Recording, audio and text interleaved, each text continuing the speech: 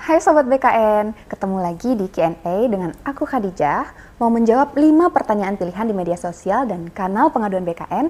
Langsung aja aku bacain ya.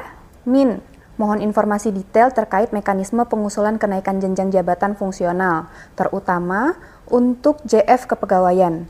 Apa saja yang harus disiapkan dan dilakukan oleh ASN secara individu untuk mengajukan usulan kenaikan jenjang JF-nya? Terima kasih. Baik, pertanyaan pertama ini tentang mekanisme pengusulan kenaikan jenjang JF ya. Oke, terkait prosedur dan persyaratan uji kompetensi dapat dipahami melalui Surat Kepala BKN nomor 1037-BJ-01-01-SD-K-2024 yang disesuaikan dengan Surat Kepala BKN nomor 2786-BJ-01-01-SD-K-2025. Silakan Sobat BKN untuk membaca terlebih dahulu Surat Kepala BKN perihal kenaikan jenjang JF ya.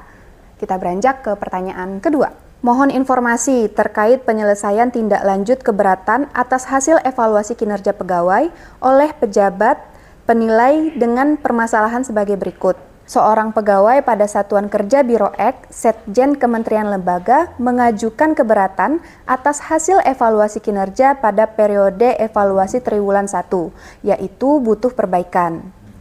Dalam Permenpan nomor 6 disebutkan, penyampaian keberatan disampaikan pada atasan pejabat penilai secara berjenjang.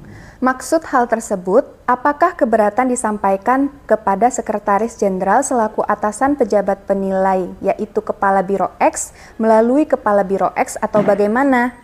Jika keberatan tersebut terselesaikan dengan penjelasan dari pejabat penilai dan pegawai yang bersangkutan menerima, apakah keberatan tersebut dibatalkan atau tetap diproses oleh atasan pejabat penilai?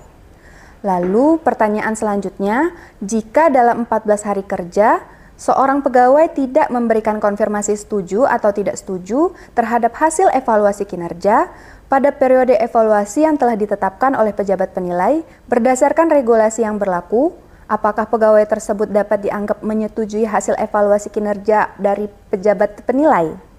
Mohon informasinya. Terima kasih. Baik, pertanyaan kedua ini terkait dengan penyelesaian tindak lanjut keberatan atas hasil evaluasi kinerja pegawai. Pertanyaannya cukup kompleks ya Sobat BKN, tapi jangan khawatir, akan aku jawab. Baik Sobat BKN, mari kita lihat Permenpan nomor 6 tahun 2022 pada bab 5 poin B, bahwa pegawai yang telah menerima dokumen evaluasi kinerja pegawai dapat mengajukan keberatan atas hasil evaluasi kinerjanya. Diajukan beserta alasan-alasan kepada atasan pejabat penilai kinerja, secara berjenjang paling lama 14 hari kerja sejak diterimanya dokumen evaluasi kinerja pegawai. Jika di unit kerja Sobat BKN, atasan dari pejabat penilai kinerjanya atau PPK-nya adalah Kepala Biro, maka PPK-nya adalah Sekretaris Jenderal. Perlu Sobat BKN ketahui, jika keberatan tersebut terselesaikan dengan penjelasan PPK dan pegawai yang bersangkutan menerima, maka pegawai tersebut dapat mengajukan pembatalan atas keberatan yang diajukan sebelumnya.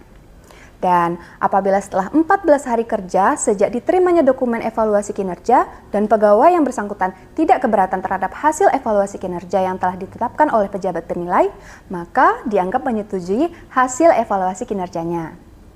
Begitu ya Sobat BKN. Selanjutnya kita ke pertanyaan ketiga. Bagaimana mekanisme pengajuan usul rekomendasi status tewas melalui CISN dan apa saja persyaratannya?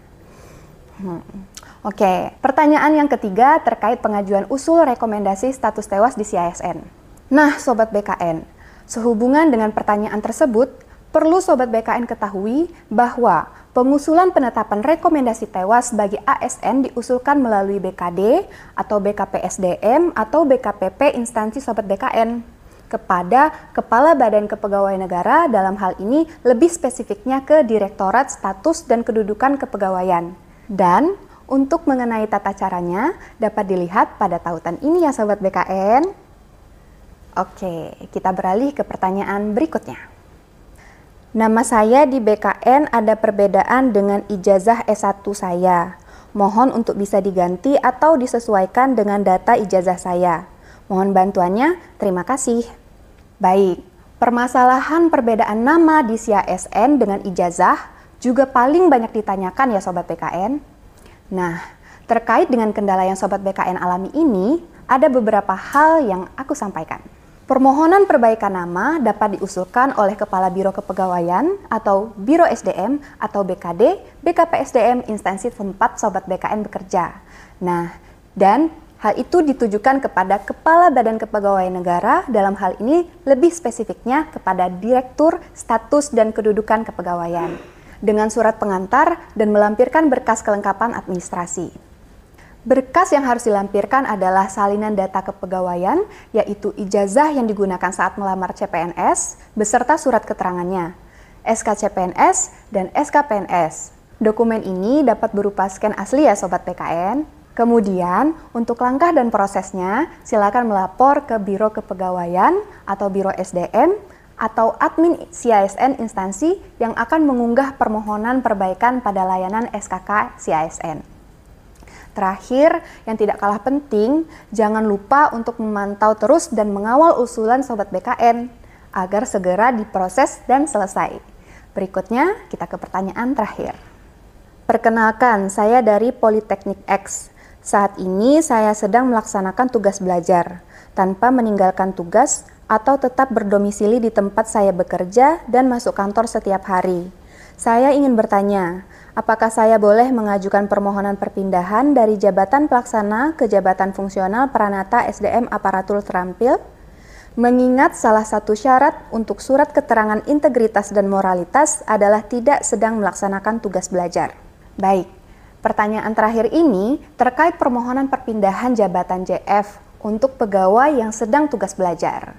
Perlu Sobat BKN ketahui, sesuai Surat Edaran Menteri Pendayagunaan Aparatur Negara dan Reformasi Birokrasi Nomor 28 Tahun 2021 tentang pengembangan kompetensi bagi pegawai negeri sipil melalui jalur pendidikan, dinyatakan bahwa PNS yang menjalani tugas belajar lebih dari 6 bulan dengan tetap melaksanakan tugasnya dapat tidak diberhentikan dari jabatan selama memenuhi pertimbangan kebutuhan organisasi dan memperhatikan sistem penyelenggaraan pendidikan yang dijalani. Lalu disebutkan bahwa PNS yang menjalani tugas belajar dan tidak diberhentikan dari jabatannya selama menjalani masa tugas belajar berkedudukan pada unit kerja sesuai dengan jabatannya.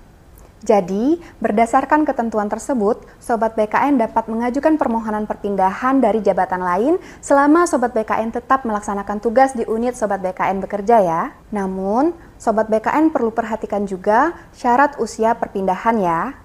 Untuk lebih jelasnya, silakan membaca juga Peraturan Menteri Pendayagunaan Aparatur Negara dan Reformasi Birokrasi Nomor 1 Tahun 2023 tentang jabatan fungsional. Kemudian, terkait surat keterangan integritas dan moralitas yang dinyatakan tidak sedang melaksanakan tugas belajar, hal tersebut dikembalikan ke kebijakan masing-masing instansi. Nah, itu dia jawaban dari 5 pertanyaan pilihan yang ditanyakan Sobat BKN. Gimana nih? Sudah paham ya sekarang? Jika Sobat BKN ada pertanyaan lainnya seputar layanan kepegawaian, jangan ragu untuk bertanya di kanal pengaduan maupun media sosial BKN ya.